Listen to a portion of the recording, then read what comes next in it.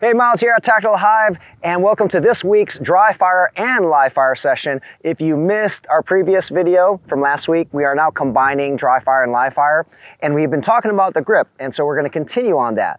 Last week we talked about putting our hands together here. We have a two-handed grip, and how much pressure should you be putting with your left hand versus your right. Now, there's a lot more that we can do or cover when it comes to that, but I gave kind of the bird's eye view, some common answers that you're going to see out there if you go to classes. And in this week's video, I'm going to talk about when you have that pressure. A lot of beginners, when they start shooting, their hands start to come apart. So it's still going to be about grip pressure, but it's going to focus now on how you can keep a consistent grip with that pressure that you're applying. So if you're interested, stay tuned.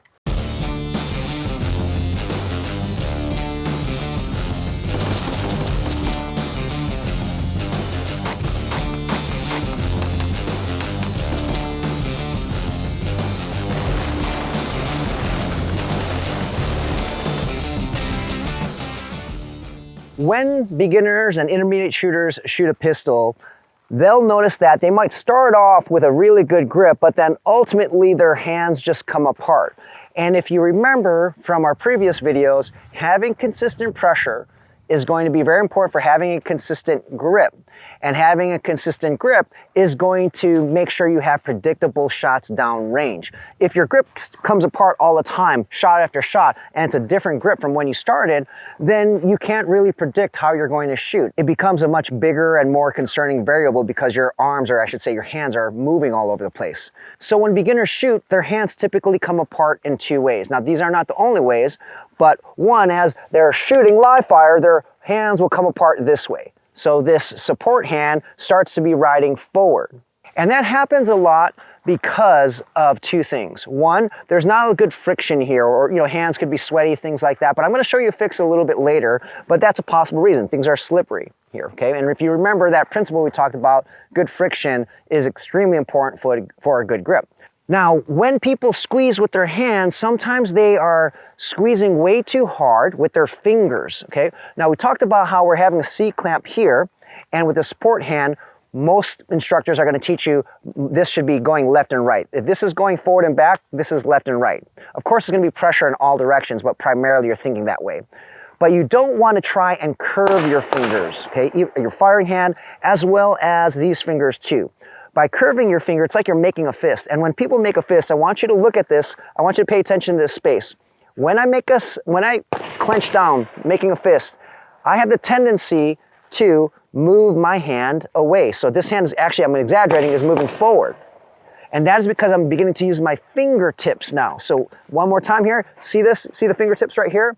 If I begin to do this, for a lot of people, they begin to have that space.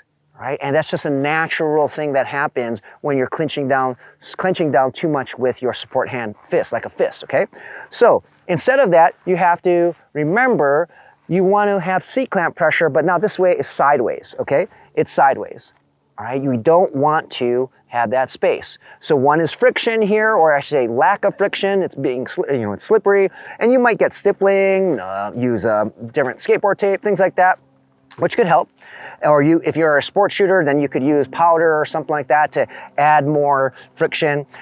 And secondly, what I just mentioned is using the fingers that can make this go forward. But beyond that, there's another thing that can make your arms move, okay, out from position. And that is your thumb here. Some people, they get so nervous, particularly beginners, when they're shooting, they can press down so hard that as this goes in recoil, shot after shot, it begins to go lower. Okay, I'm exaggerating here one more time. So from here, shot, shot, shot, shot, shot, it's going down. Why? Because I'm pressing down. I'm nervous or whatever it is, and that's why I don't want to press down with this thumb, pushing my hand down this way, okay? So that's something you have to be aware of, those three considerations here. The friction here, not clinching your fist, just like a regular fist, and instead have a C-clamp, but now from left to right, and then don't press down with your thumb. Those are three things that will help you in general, but beyond that, there is a concept that is called the Nutcracker, and I got this from the guys at Tackle Performance Center, which is a great way to also remind you about keeping your hands together and establishing a consistent grip. The Nutcracker, I'm not going to dive into all the weeds here, but the Nutcracker allows you to apply pressure on the back side of the grip. So notice how the meaty area of my palm right here, meaty area of my palm here, meaty area of my palm right here, I want them to touch with that pistol grip. And what I'm going to do is I want to squeeze those two meaty areas together. That is the Nutcracker. And most of your pressure should actually be in the back here, okay? You want to maintain, or I should say you should have just as much pressure in the back here, okay? It's not necessarily just the fingers. When I do this, if I put enough pressure, I want you to notice something, okay? If I put enough pressure in my meaty area here, I can let go of my fingers. Notice the gun is not falling my hands, and I have no space in between the heels of my palms, okay? This is what I mean by having really good pressure in the back. So this can combat anything else. If you notice that your hands are moving, by adding that Nutcracker pressure, you are combating the whole motion or the separation of your hands together. So it's important to remember the first three things I just showed you. One, maybe you need some more friction on your actual pistol grip. Two, be careful of squeezing or clenching down like a fist where you're separating your hand from your support hand. And three, careful with your thumb pushing down on your support hand. Add that with the Nutcracker and things should be pretty solid and you should not have your grip fall apart. So in today's dry fire session and throughout the week, maybe 3 or 4 sessions before you do live fire, for this, I highly recommend the dry fire mag because this is where you're going to take a lot of shots, dry fire, and see if your grip starts to move. Yes, there's no recoil, there's no explosion, but what you want to do is put enough force and energy into your grip and try to mimic what you're going to do in dry fire. And you only get that by articulating your trigger as you would when actually shooting shots. So as you do your reps, you can do anything you want from the holster, whatever it is, but I'm just going to share a small sampling of the drills you can do. It might be draw to 1 shot. And then once you take that 1 shot, you're going to ask yourself, do you have really good pressure in all of the areas that I just discussed, particularly the webs of your hands, okay? The meaty area. Are they touching together and are they really firm, all right? And then you can complicate the drill to ensure that you have that consistent pressure. Maybe now it might be draw to 2 shots there, 2 shots there. It might be draw, 1, 2, 1, 2. And then I'm going to ask myself again, do I have the proper grip pressure? Is it consistent? Is it really tight? Because you have to prepare yourself for live fire. Don't just do this thinking that maybe you have weak pressure and you think that's okay. And it's working because you're not actually shooting bullets. But when we go live fire, it can come apart. So keep that in mind. And that is going to be the dry fire session for today, or I should say at least 3 times this week. If you can do more, that's great. Do lots of different drills, get a little bit more complex and see if you let up on that Nutcracker as well as if you are putting too much pressure on your fingers and your thumb. All right, now let's talk about live fire for the week. It is going to be a validation of your dry fire. You're going to do everything the same, but now you're shooting live ammo. And you are going to add complexity to your live fire drills to see if anything breaks.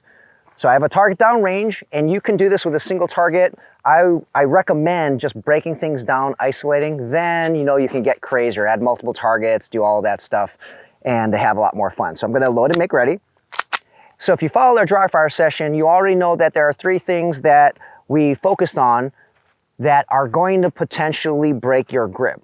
Okay, you're gonna lose contact. One of them is if you have no texturing on your actual pistol, right? Or if it's oily or slippery. Now that's something we can't really help you with, although if you apply the Nutcracker, which we're going to talk about again, that could also potentially help. But one thing that you could be doing that is causing your grip to break is, again, really clenching down like a fist. And the more you grip hard with your fingers, the more you're separating your grip. So what you're going to do with your first few reps is you're going to focus on that. Okay, start off with just single shots. And I want to focus on this pressure. It should be less of the fingertips and more of that C-clamp pressure left and right. Okay? And everything looks good. Did it separate? No, it did not. So I would now graduate. And I'm still hyper-focused on these fingers, my support hand fingers. When I say graduate, I'm going to make things a little bit more complex by doing 2 shots. Did things break? No, they did not. So now I would do 3 shots, 4 shots. And the idea is to see where my limits are, and maybe I'm doing everything correct and I don't have to worry and I can actually move on from there. What I talked about also is your grip can be coming apart because you're pressing down too hard with your thumb. Now, if you don't have that problem, you know that you're not pressing down with your thumb, then you can skip this. But if you're new and you're a nervous shooter, then you might be pressing down with your thumb. So you do the same thing, okay? After you've isolated this and you feel good about your support hand and how you're applying pressure, now be conscious of your firing hand thumb. If you begin to press down, I want you now to focus on not doing that. So you would start off with just 1 shot, then after that, you could do 2 shots, so on and so forth. But you don't progress until you know for a fact that you're not pushing down with your thumb. I'm going to exaggerate here and do one incorrectly. So if I break this shot, and the timing was completely off because I was just manually, I was trying to induce that. But notice at the very end, my hands went down to here because I was pushing down really hard. Well, then you know that was a bad rep. And so you're gonna have to redo that again and don't move forward. After you've done both and you feel really good, this is when I want you to focus on the Nutcracker. Remember, I'm live here, but I'm not gonna swing the gun around. With that Nutcracker, I can hold this gun here, okay, without the fingers, because I'm applying a lot of pressure here in the back. So you're gonna do the same exact thing, remembering the first 2 things we just worked on live fire. Now you're going to focus on that Nutcracker, putting a lot of pressure in the back here, touching the heel of the palm, that meaty area. Start off with a single shot, then you would work to 2 shots, then so on and so forth, and then make things more complex. So I'm gonna pretend there's a target over here to the right, even though there isn't. I might take 2 shots here, 2 shots here, and then I'm going to analyze my grip. Finger off the trigger, did anything break? Did my grip go down? No, everything felt good, so that's a good rep. If you are doing lots of those reps and your grip is consistent, then you can move on. You can start movement, start doing things from the draw, start doing a lot more targets. That's the idea here. We're progressively moving on as long as our grip is intact. If it begins to break apart, we need to analyze why before we move on. So hopefully what I covered today helps you if you are one of those shooters who finds your grip just coming apart. It can be a combination of everything I discussed, or it could be some other things I didn't discuss, but those are some major reasons why. And I do believe if you work on that Nutcracker pressure where you're applying pressure here in the back, this is going to help you, remind you that the pressure should be here and you should be touching throughout your shooting. Okay, every single shot, it should be just like this rather than starting to break apart. Give it a try. Make sure you really dry fire properly with good pressure, because that pressure that you use during dry fire is what you're going to apply in live fire. And if you've been using a light grip during dry fire, then your grip is going to come apart when you start doing live shots. Hope you guys like this week's live fire and dry fire session. If you did like it, please give us a thumbs up. Don't forget to leave me some questions or comments below, things you want to see. And if you're not yet subscribed to the channel, make sure to hit that subscribe button. See you guys next week.